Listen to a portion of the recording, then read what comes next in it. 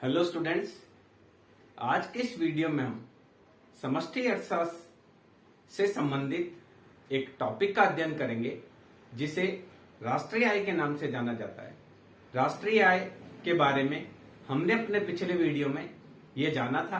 राष्ट्रीय आय किसे कहा जाता है, राष्ट्रीय आय की परिभाषा क्या है, राष्ट्रीय आय की विभिन्न अवधारणाएं कौन कौन सी है और राष्ट्रीय आय का कोई गणितीय प्रश्न आ जाता है तो उसको किस प्रकार से हल कर सकते हैं।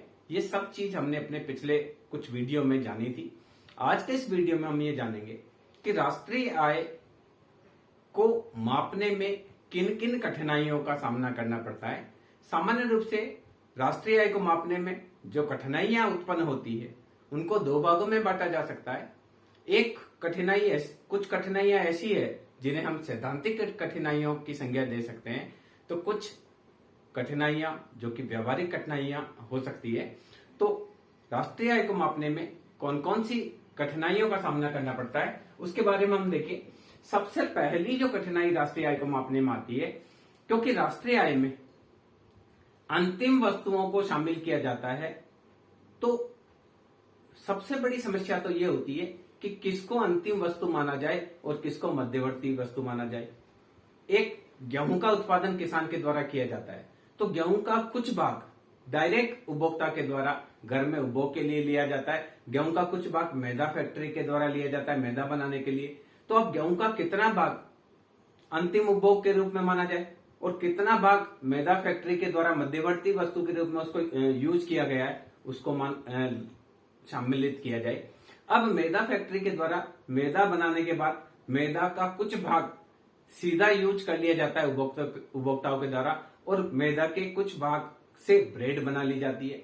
अब मैदा के प्रोडक्शन में कितना मैदा का अंतिम उपभोग माना जाए, कितना मध्यवर्ती वस्तु के रूप में माना जाए। फिर जब ब्रेड बन जाती है तो ब्रेड का कुछ भाग अंतिम उपभोग के रूप में कंज्यूमर के द्वारा कर लिया जाता है, जबकि कुछ का ब्रेड पकौड़ा भी बन सकता है। कहने का तात्पर्य यह है कि मध्यवर्ती वस्तु और अंतिम वस्तु में बहुत ही पतली रेखा होती है।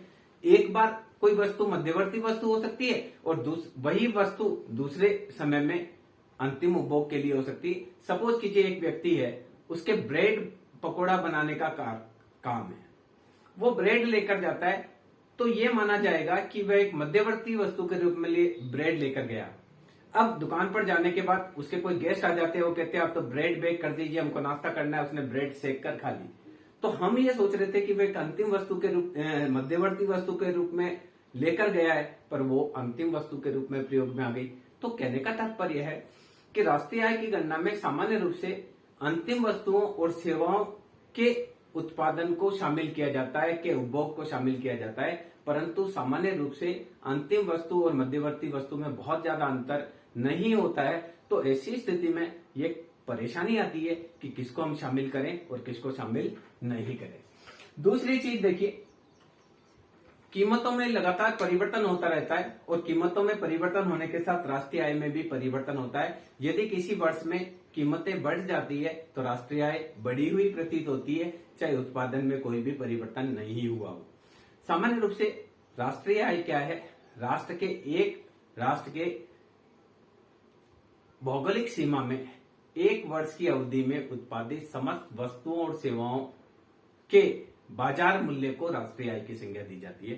पर कई बार क्या होता है, उत्पादन में तो कोई परिवर्तन नहीं हुआ या हो सकता है उत्पादन पहले की तुलना में कम हो गया हो, पर कीमतें बहुत तेजी से बढ़ी और कीमतें बढ़ने की वजह से राष्ट्रीय आय में वृद्धि हो जाती है। तो ऐसी स्थिति में ये लगता है कि राष्ट्रीय आय बढ़ रही है तो देश आर्थिक विकास कर रहा है, पर वास्तविक रूप में देखा जाए तो देश का आर्थिक विकास नहीं हो रहा है, क्योंकि राष्ट्रीय आय में वृद्धि केवल कीमतों में होने वाली वृद्धि के साथ हुई है। यदि वस्तु और सेवाओं का उत्पादन बढ़ता है, उसकी वजह से राष्ट्रीय आय में वृद्धि होती है, तो हम बोलते हैं कि देश आर्थिक प्रगति के पथ पर गतिशील है। परंतु कई बार ऐसा होता है कि केवल वस्तुओं और सेवाओं की कीमतों में होने वाली वृद्धि के साथ ग्रोथ रेट बढ़ जाती है, जबकि वास्तविक रूप से वस्तुओं और सेवाओं का उत्पादन नहीं बढ़ता है। तो ये भी एक सैद्धांतिक समस्या आती है राष्ट्रीय आय के आकलन में। तीसरी हम देखेंगे, बहुत सारी वस्तुएं ऐसी है, बहुत सारे काम ऐसे हैं जिनको प्रतिफल रहित सेवाएं, यानी ऐसे कार्य जिनके बदले कोई भुगतान नहीं किया जाता है। उनको राष्ट्रीय आय में शामिल किया जाए या नहीं किया जाए, ये एक बहुत विचारणीय प्रश्न है। बहुत सारी सेवाएं ऐसी है जिनके बदले हमको कुछ भुगतान नहीं करना पड़ता है। आप हॉस्पिटल में जाएंगे तो आपको डॉक्टर फ्री देखेगा, दवाई भी आपको फ्री दे देगा, केवल 10 रुपए की आपने पर्ची कटाई और डॉक्टर आपको देखेगा। जबकि सामान्य रूप से आप अगर बाहर दिखाने जाए तो डॉक्टर आपसे 250 रुपए या 500 रुपए फीस ले लेगा। तो बहुत सारी ऐसी चीजें जो प्रतिफल रहित सेवाएं हैं जिसके बदले में हमको कोई भुगतान नहीं करना पड़ता है, इस प्रकार की सेवाओं को राष्ट्रीय आय में शामिल किया जाए या नहीं किया जाए। एग्जाम्पल के लिए एक किसान के फसल कटाई का समय, उसी समय उसके बहन के 2 लड़के आते हैं और 10 दिन वो भी फसल कटाई में सहयोग देते हैं। बदले में चूंकि वो उनके बहन के लड़के हैं, भांजे हैं, तो प्रतिफल में किसान को कुछ नहीं देना होता है। तो ऐसी स्थिति में अगर वो भांजे उसके नहीं आए होते और उसने 2 मजदूर रखे होते और 500 रुपए प्रतिदिन के हिसाब से 1000 रुपए मजदूरी दी होती, तो उसको 10 दिन में 10,000 रुपए देने होते थे। पर चूंकि वो उसके बहन के लड़के थे, भांजे उसके पास आए और उन्होंने उसको फसल कटाई में सहयोग कर दिया, तो किसान को कुछ भी भुगतान नहीं करना पड़ा। जबकि उसके भांजों के द्वारा जो काम किया गया वो भी एक सेवा के रूप में था।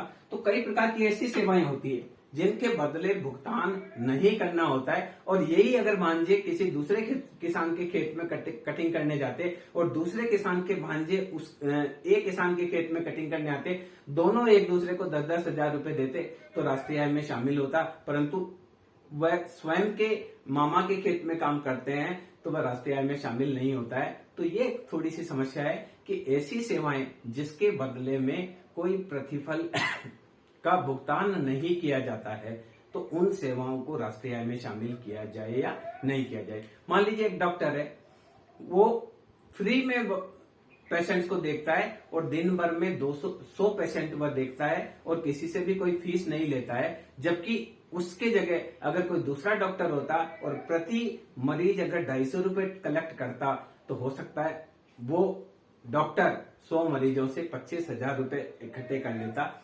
जबकि दूसरा डॉक्टर है, बिना किसी निस्वार्थ भाव से फ्री ऑफ चार्ज देखता है। तो ऐसी स्थिति में उस डॉक्टर की जो सेवाएं हैं उसमें सेवाओं का उत्पादन तो हुआ है, परंतु चूंकि उसने कोई प्रतिफल नहीं लिया है तो उसको राष्ट्रीय आय में शामिल नहीं किया जाता है।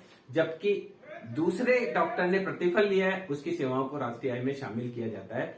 तो ये प्रतिफल रहित सेवाएं हैं उनको राष्ट्रीय आय में शामिल किया जाए या नहीं किया जाए, ये एक बहुत बड़ी समस्या इसमें होती है।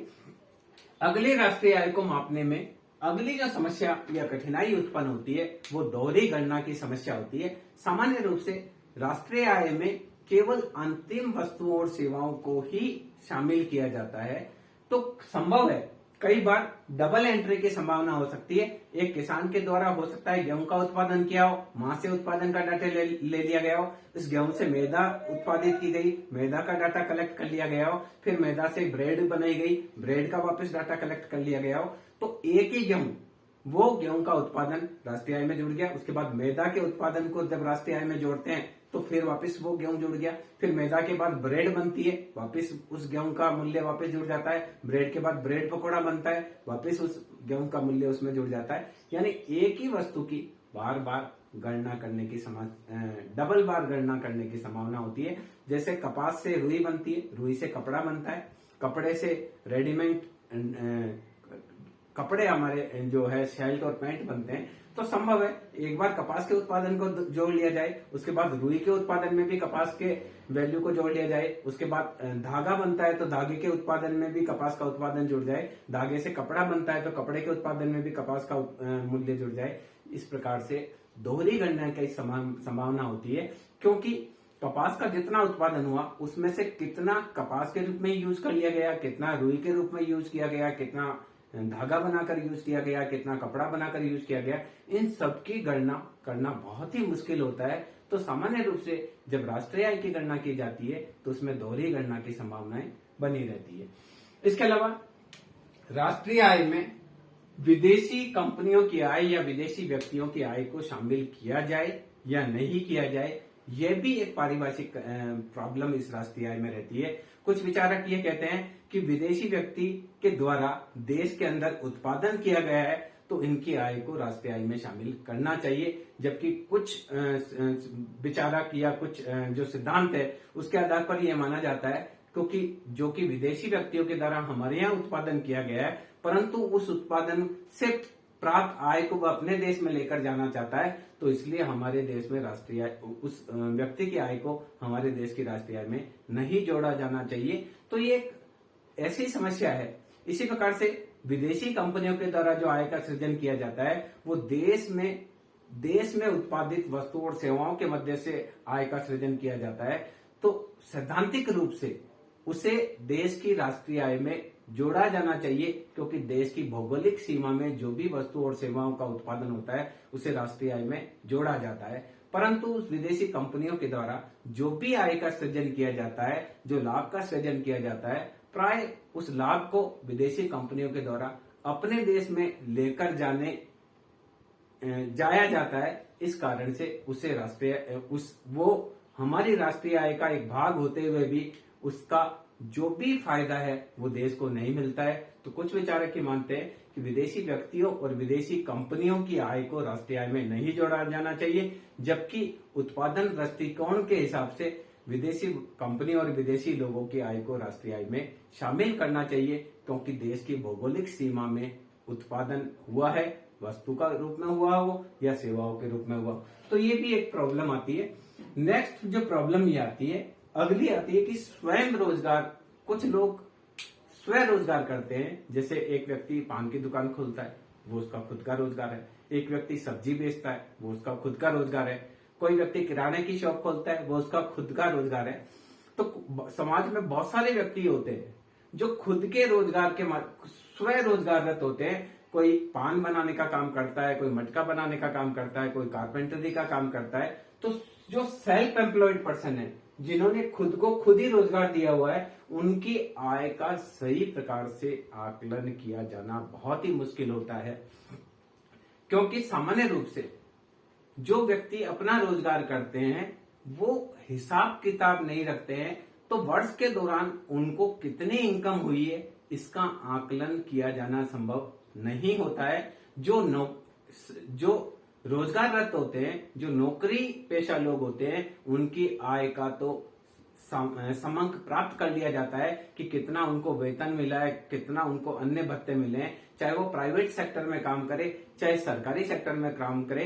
सामान्य रूप से जो किसी और जिन व्यक्तियों को किसी और ने रोजगार दे रखा है, चाहे सरकार ने दे रखा है, चाहे बहुराष्ट्रीय कंपनी ने दे रखा है, चाहे देसी कंपनी ने दे रखा है, उनको जो वेतन और भत्ते मिलते हैं उनकी गणना सामान्य रूप से मिल जाती है और उस समंकों को यूज किया जा सकता है। पर जो स्वरोजगाररत होते हैं, और जनसंख्या का एक बहुत बड़ा भाग स्वरोजगाररत होता है, कोई मटके बना रहा है, कोई कारपेंटरी का काम कर रहा है, कोई सब्जी बेचने का काम कर रहा है, कोई किराना का व्यवसाय कर रहा है, कोई पान बेच रहा है, कोई खिलौने बनाकर बेच रहा है, कई प्रकार के, कोई जादू दिखाकर अपना पेट भर रहा है, कोई कलाबाजी दिखाकर पेट भर रहा है। तो इस प्रकार के जो स्वरोजगाररत व्यक्ति होते हैं उनकी आय का आकलन किया जाना बहुत मुश्किल होता है।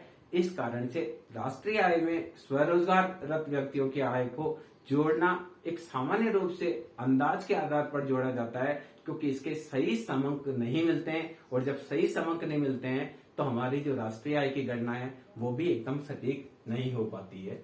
इसके अलावा देखिए, लोग कर की चोरी की वजह से आय सही नहीं बताते हैं। हमारे यहाँ देखिए, एक था सामान्य रूप से जब सरकार के द्वारा 60,000 तक की आय को कर से मुक्त किया गया था, तो हमारे यहाँ बहुत सारे लोग रिटर्न भरते थे 55 से 60,000 रुपए इनकम के रूप में। इसको धीरे धीरे सरकार ने 60 से 80 किया, 1 लाख किया, फिर 2.5 लाख किया। वर्तमान में 5 लाख रुपए तक की इनकम कर मुक्त है। तो ऐसी स्थिति में लोग जो पहले 60,000 इनकम बताते थे, जब 2.5 लाख की छूट हुई तो 2.5 लाख इनकम बताने लगे, अभी 5 लाख की इनकम बताने लगे। कई लोग जो 1 करोड़ रुपए भी साल के कमाते हैं तो भी वह कर चोरी की दृष्टि से केवल अपनी इनकम को 5 लाख रुपए से कम बताना चाहते हैं। तो हमारे यहाँ क्या है, सामान्य रूप से कर चोरी के लिए आय सही नहीं बताई जाती है। बहुत सारे ऐसे लोग हैं जो केवल समोसे बेचते हैं, पर दिन भर में 2,000 रुपए कमा लेते हैं, तो आप साल में देखेंगे तो 7,20,000 रुपए वो कमा लेते हैं।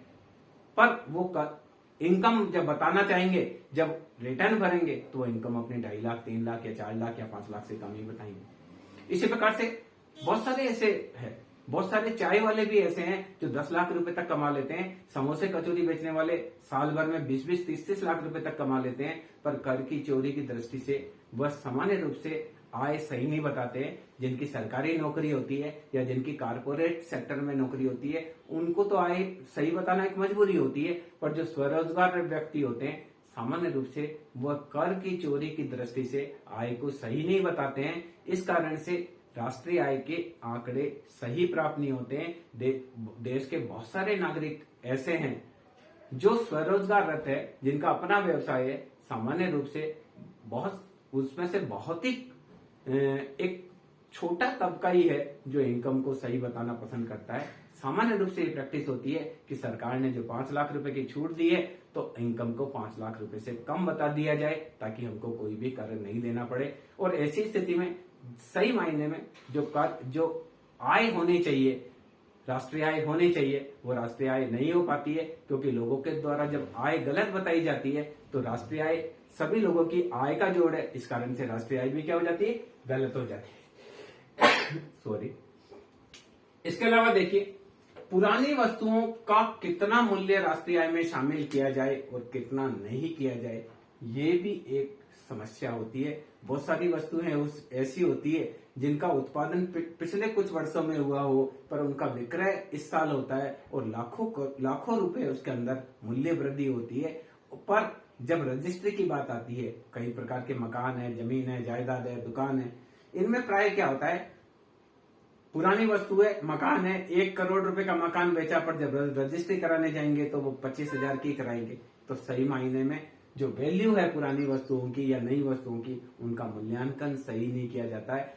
लोग कर कम से कम लगे, रजिस्ट्री का खर्चा कम से कम लगे, इसके लिए प्राय क्या करते हैं, जो भी सौदे होते हैं, उन सौदों में 20 से 30% तो एक नंबर में रखा जाता है, और 30 से 70% तक जो भाग है, 80 से 70-80% भाग ऐसा होता है जो ब्लैक मनी के रूप में प्राप्त कर लिया जाता है। तो ऐसी स्थिति में सही मूल्यांकन राष्ट्रीय आय का नहीं हो पाता है। मकान का कीमत जो है वो तो 1 करोड़ में मकान बिक रहा है, पर जब रजिस्ट्री कार्यालय में जाते हैं तो वो मकान की कीमत 26 लाख रुपए ही बताते हैं। मैंने ऐसे भी घटनाएं देखी है कि 70 से 1 करोड़ रुपए तक के खेत की जब रजिस्ट्री कराने गए तो वहां 60,000 रुपए की ही रजिस्ट्री कराई। तो इस प्रकार से जो पुरानी वस्तुओं का मूल्यांकन है या कर चोरी की दृष्टि से सही मूल्य नहीं बता पाते हैं, तो इसकी वजह से राष्ट्रीय आय का आकलन सही नहीं हो पाता है। इसके अलावा देखिए, टिकाऊ वस्तुओं में आपने देखा होगा कि फिशर की जो परिभाषा है, फिशर ने कहा है कि राष्ट्रीय आय, किसी देश की राष्ट्रीय आय 1 वर्ष के दौरान उत्पादित समस्त अंतिम वस्तुओं और सेवाओं के उपभोग मूल्य को राष्ट्रीय आय कहा जाता है। इस प्रकार से एक पियानो या ओवरकोट जो मेरे लिए इस वर्ष बना है, वह केवल पूंजी में वृद्धि मात्र है। केवल कोट का वही भाग राष्ट्रीय आय में जोड़ा जाएगा जो मेरे द्वारा इस वर्ष उपभोग किया जाएगा। यानी टिकाऊ वस्तु है, चाहे एक मकान है, दुकान है, कार है, इसका कितना भाग राष्ट्रीय आय में जोड़ा जाए, क्योंकि इसका कितना भाग आपके द्वारा उपभोग इस वर्ष किया गया है, इसका आकलन किया जाना बहुत ही मुश्किल है। एक मकान है जो कि 50 साल चलना है और 1 करोड़ का बनाया गया है, तो हम ये माने कि प्रतिवर्ष 2 लाख रुपए का उपभोग किया गया है, तो हो सकता है 10 साल तक वो मकान रहे, उसके बाद मकान वाले को लगेगा ये तो बिल्कुल ठीक नहीं है, मैं इसको ऐसा करता हूँ, डिमोलिश करके नया बनाता हूँ। तो हमने 10 साल तक उसका 2-2 लाख रुपया जोड़ा, ये मानते हुए कि मकान 50 साल चलेगा, पर जो मकान मालिक है उसने 10वें साल में उस मकान को डिमोलिश कर दिया, गिरा दिया और वापस नए डिजाइन से मकान बनाने की कोशिश कर रहा है। तो क्या लास्ट साल में हम उसका बचा हुआ 90 लाख जोड़े या बचा हुआ 80 लाख जोड़े? ये एक समस्या है कि टिकाऊ वस्तुओं में से जो टिकाऊ वस्तु है वो इस वर्ष बनाई गई है, उसका कितना भाग अंतिम उपभोग के रूप में जोड़ा जाए, कितना फ्यूचर के रूप में रखा जाए, ये एक समस्या इसमें रहती है। इसके अलावा देखिए, जो हमारे यहाँ शेयर खरीदे जाते हैं, बॉन्ड खरीदे जाते हैं, इक्विटीज खरीदी और बेची जाती है, उनमें क्या होता है, उनमें केवल कागजी लेन देन होता है, किसी भी प्रकार का उत्पादन नहीं होता है। ए व्यक्ति के पास शेयर थे, उसने बेचे, बी व्यक्ति के पास हो गए, बी व्यक्ति ने बेचे, सी के पास चले गए, सी ने फिर बेचे, डी के पास चले गए। साल भर में एक शेयर 10 जगह चला गया। क्योंकि वो कागजी लेन देन है, किसी भी प्रकार का उत्पादन नहीं होता है, तो उसमें शेयर के मूल्य को राष्ट्रीय आय में शामिल नहीं किया जाता है। केवल उस पर ब्रोकरेज दी जाती है, जो दलाली दी जाती है, उसको ही राष्ट्रीय आय में शामिल किया जाता है। तो कई बार लोग बहुत कमा लेते हैं। एक 10 रुपए का शेयर है, साल भर के अंदर 100 रुपए का हो गया, लोगों ने 90 रुपए का इनकम का सृजन कर लिया। परंतु सामान्य रूप से केवल शेयर मार्केट में जो अंश पत्र है और ऋण पत्र है, केवल कागजी लेन देन होते हैं, तो इसको राष्ट्रीय आय में नहीं जोड़ा जाता है। जबकि व्यक्ति इससे कमाते हैं, उनकी निजी आय बढ़ती है, और जब उपभोग विधि से हम अगर राष्ट्रीय आय का आकलन करते हैं तो उनके द्वारा किए गए खर्चों में वह जुड़ जाती है। तो इस प्रकार से राष्ट्रीय आय के आकलन करने में ये भी एक समस्या आती है। इसके अलावा बहुत सारे गैर कानूनी कार्य किए जाते हैं लोगों के द्वारा, सरकार के कानून के विरुद्ध कार्य किए जाते हैं। कोई शराब की तस्करी करता है, कोई अफीम बेचता है, चरस बेचता है, गांजा बेचता है, बहुत सारे गैर कानूनी गतिविधियां करते हैं। कुछ हफ्ता वसूली का कार्य करते हैं, कुछ चोरी का काम करेंगे, कुछ डकैती का काम करेंगे। सामान्य रूप से जो भी गैर कानूनी आय है उसे राष्ट्रीय आय में शामिल नहीं किया जाता है, क्योंकि सरकार के द्वारा राष्ट्रीय आय में केवल जो कानूनी वस्तुओं और सेवाओं के मध्य से जो आय का सृजन किया जाता है उसे ही राष्ट्रीय आय में शामिल किया जाता है। जो गैर कानूनी गतिविधियों के मध्य से आय का सृजन किया जाता है उसे राष्ट्रीय आय में शामिल नहीं किया जाता है। पर जब हम व्यय विधि से राष्ट्रीय आय की आकलन करते हैं तो ये गैर कानूनी ढंग से कमाया गया पैसा भी फ्रिज खरीदने में खर्च किया जाता है, टीवी खरीदने में खर्च किया जाता है, मकान खरीदने में, जमीन जायदाद खरीदने में खर्च किया जाता है। तो वहां व्यय विधि में जब बात आती है तो उसका राष्ट्रीय आय में जुड़ने की संभावना रहती है। दूसरी, गैर कानूनी इतनी ज्यादा गतिविधियां होती है कि एक समानांतर ब्लैक इकोनॉमी देश में चलती है। आप लीगल आप देखेंगे तो $2 ट्रिलियन की हमारी इकोनॉमी हो सकती है, और पीछे से $2 ट्रिलियन एक्स्ट्रा भी हमारी ब्लैक मनी के रूप में हो सकती है। तो पूरी इकोनॉमी अगर $4 ट्रिलियन की होगी तो कागजों में वो $2 ट्रिलियन या $1.5 ट्रिलियन की ही आएगी, क्योंकि बहुत सारी जो गैर कानूनी गतिविधियां होती है उसके माध्यम से भी आय का सृजन तो किया जाता है, परंतु उसको राष्ट्रीय आय में शामिल नहीं किया जाता है। इसके अलावा व्यक्ति के द्वारा कितना आराम किया जाता है और अवकाश लिया जाता है, उनसे जो सृजन होता है उसका आकलन किया जाना मुश्किल होता है। एक व्यक्ति को वीकली 2 डेज, सैटरडे और संडे सरकार के द्वारा अवकाश दिया जाता है, तो उससे उसकी कार्य क्षमता बढ़ती है, और उस कार्य क्षमता बढ़ने की वजह से वह अगले 5 दिन और ज्यादा एनर्जेटिक रूप से काम करता है। तो इस अवकाश की वजह से और आराम की वजह से उसकी कितनी कार्य क्षमता में वृद्धि हुई है, इसके आकलन का हमारा कोई पैमाना अवेलेबल नहीं है, जिससे हम ये आंके कि राष्ट्रीय आय का जो अवकाश है उससे कितना हमारे को फायदा हुआ। या हमारे यहाँ कई प्रकार के क्या भारत बंद आंदोलन भारत बंद कर दिया जाता है, कभी राजस्थान बंद कर दिया जाता है, कभी त्योहार की वजह से बंद होता है, कभी कई प्रकार से। तो उनकी वजह से राष्ट्रीय आय, सारी उत्पादन गतिविधियां ठप हो जाती है। अगर मान लीजिए अभी कोरोना चल रहा है, कोरोना के चलते लॉकडाउन किया गया है, लॉकडाउन की वजह से हमारी सारी उत्पादक गतिविधियां बंद कर दी गई है। उसी प्रकार से जब कई प्रकार के अवकाश घोषित किए जाते हैं, चाहे महावीर जयंती का अवकाश हो सकता है, गुरु नानक जयंती का हो सकता है, ईद का हो सकता है, अम्बेडकर जयंती का हो सकता है, तो इस प्रकार के जो अवकाश है उनकी वजह से राष्ट्रीय आय, कितना उत्पादन कम हुआ वस्तु और सेवाओं का, उसका आकलन करना मुश्किल है। आय व आराम में क्या संतुलन है, उसका आकलन करना बहुत मुश्किल है। इस कारण से सही मायने में राष्ट्रीय आय के आकलन में ये भी परेशानी आती है कि अवकाश और आराम की वजह से राष्ट्रीय आय में कितना तो फायदा हुआ है और कितना नुकसान हुआ है, इसका आकलन करने का हमारे पास कोई पैमाना नहीं है।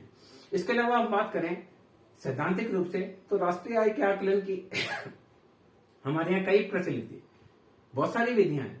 आय विधि से भी राष्ट्रीय आय को मापा जाता है, उत्पादन विधि से भी राष्ट्रीय आय को मापा जाता है, व्यय विधि से भी राष्ट्रीय आय को मापा जाता है। इसके अलावा सामाजिक लेखा रीति भी है, और भी अलग अलग मेथड अर्थशास्त्रियों ने सुझाए हैं जिनके मध्य से राष्ट्रीय आय का आकलन किया जाता है। तो इनमें से किस विधि का चयन करके राष्ट्रीय आय का आकलन किया जाए, ये भी एक बहुत बड़ी समस्या है।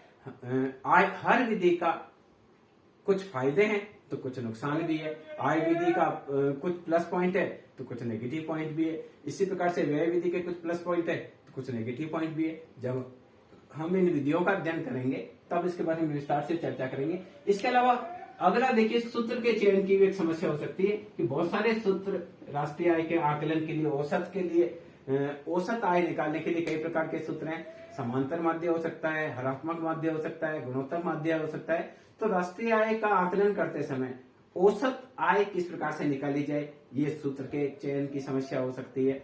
तो इसका तात्पर्य यह है कि राष्ट्रीय आय जो है उसके आकलन का कार्य बहुत बड़ा कार्य है।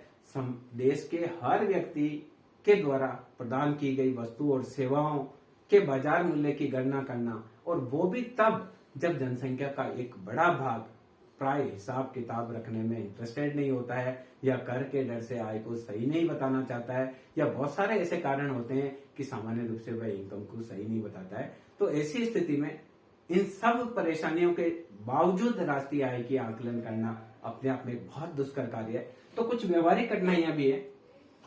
कुछ व्यवहारिक कठिनाइयां इस प्रकार की है कि कहीं हमारे यहाँ वर्तमान में भी कुछ जगह वस्तु विनिमय प्रणाली प्रचलन में है। वस्तु विनिमय प्रणाली का मतलब है वस्तु के बदले वस्तु देना। गांव में आज भी अनाज के बदले प्याज दिए जाते हैं, आलू दिए जाते हैं, गंवारफली दी जाती है, कच्चे चनों के बदले सिके हुए चने दे दिए जाते हैं। तो वस्तु विनिमय प्रणाली है। तो इस वस्तु विनिमय प्रणाली में वस्तु के मूल्य का आकलन नहीं हो पाता है, इस कारण से वह राष्ट्रीय आय में नहीं जुड़ पाता है। ये भी एक समस्या है कि पूरी तरह से अभी भी मॉनेटरी सिस्टम में पूरी की पूरी इकोनॉमी नहीं आई है।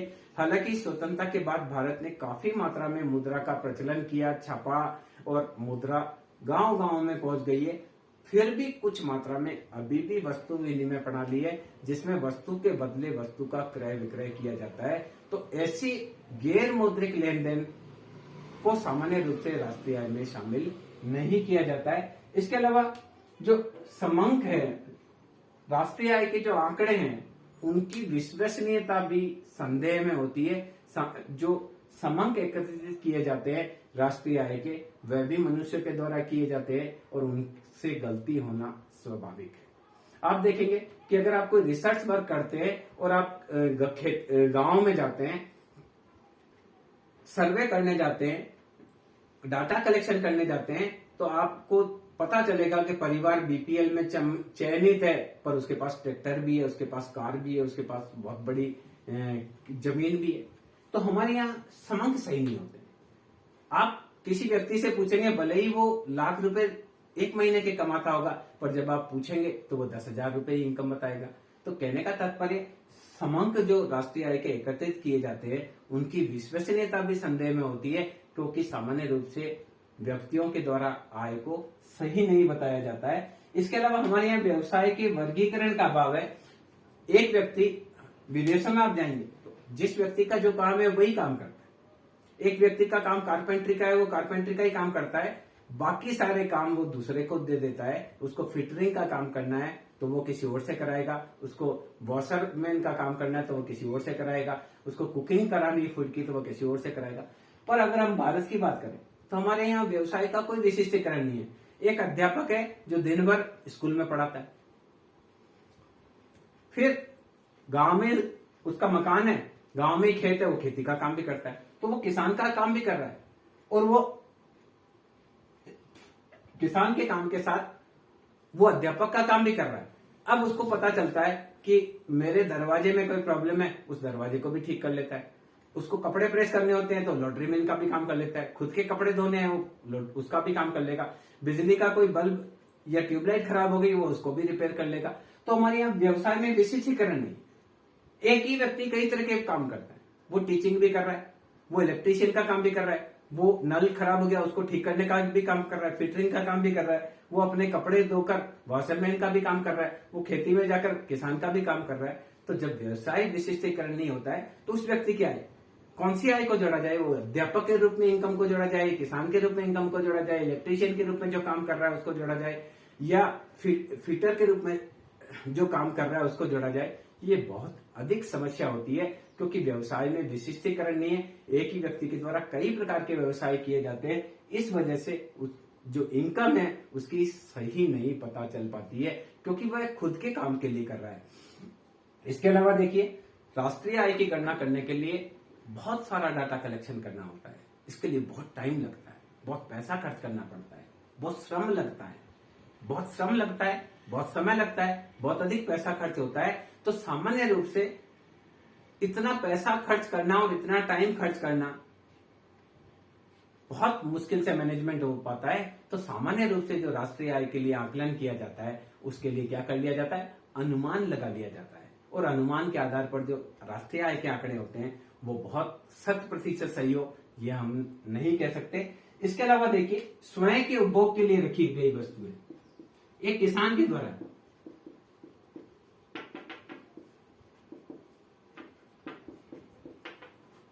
एक किसान जितना अनाज का उत्पादन होता है उसका कुछ भाग वो खुद रख लेता है। एक किसान ने 50 बोरी का उत्पादन किया, 5 बोरी उसके घर में खुद लग ली थी, उसने 45 बोरी मार्केट में बेची, वो तो राष्ट्रीय में जुड़ गई। 5 बोरी खुद के लिए रखी, वो राष्ट्रीय आय में नहीं जुड़ पाती। एक व्यक्ति अपने द्वारा बनाए गए मकान में रहता है तो उसका अनुमानित किराया राष्ट्रीय आय में जुड़ना चाहिए, क्योंकि ए व्यक्ति बी के मकान में रहे और ए को किराया दे, ए व्यक्ति बी के मकान में रह के बी को किराया दे, बी व्यक्ति ए के मकान में रहे और ए को किराया दे, तो ऐसी स्थिति में तो राष्ट्रीय आय में जुड़ेगा। पर ए व्यक्ति ए के मकान खुद के मकान में रह रहा है, बी व्यक्ति खुद के ही मकान में रह रहा है, तो ऐसी स्थिति में वह चीज राष्ट्रीय आय में नहीं जुड़ेगी। तो ये एक प्रॉब्लम है कि स्वयं के उपभोग के लिए एक किसान स्वयं के उपभोग के लिए अनाज रखता है, एक डॉक्टर अपने बच्चे का इलाज करता है, एक टीचर अपने बच्चे को पढ़ाता है। तो इनकी जो सेवाएं हैं उनको राष्ट्रीय आय में जोड़ा जाए या नहीं जोड़ा जाए, क्योंकि दोनों एक दूसरे का काम करते हैं। मान लीजिए ए और बी टीचर है, ए के बच्चे को बी पढ़ाता है, बी के बच्चे को ए पढ़ाता है, ऐसी स्थिति में दोनों के काम को राष्ट्रीय आय में जोड़ा जाता है। पर ए अपने बच्चे को पढ़ाता है, बी अपने बच्चे को पढ़ाता है, तो उनके काम को राष्ट्रीय आय में नहीं जोड़ा जाता है। ये भी एक समस्या राष्ट्रीय आय में रहती है। तो बहुत सारी ऐसी चीजें हैं जिसकी वजह से राष्ट्रीय आय के आकलन में समस्या होती है।